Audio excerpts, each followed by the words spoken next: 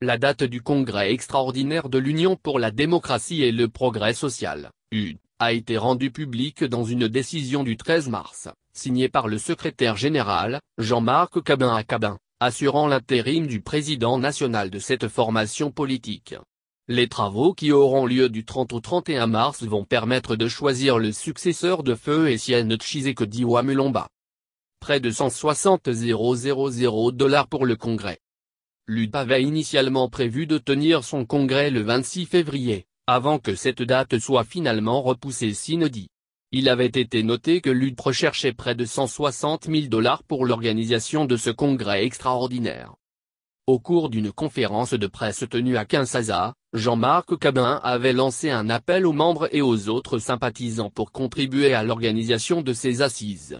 Nombreux sont ceux qui avaient justifié ce report par la recherche du financement exigé pour cette rencontre. À en croire le secrétaire général, les assises attendues permettront de combler le vide laissé par Feu Etienne Tshisekedi Mulumba, afin de doter l'UDP d'un nouveau président.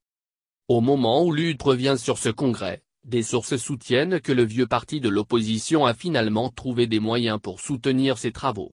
Le secrétaire général adjoint et président du Rassemblement de l'opposition, Félix Tshisekedi, serait candidat à la course pour succéder à son père.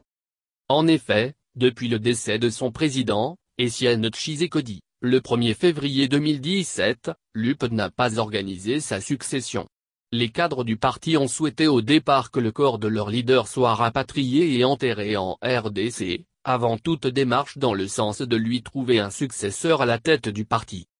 On indique, par ailleurs, qu'aucune entente n'a jusque-là été trouvée entre les familles politiques et biologiques du défunt ainsi que le gouvernement pour organiser le rapatriement et les obsèques nationales comme souhaité.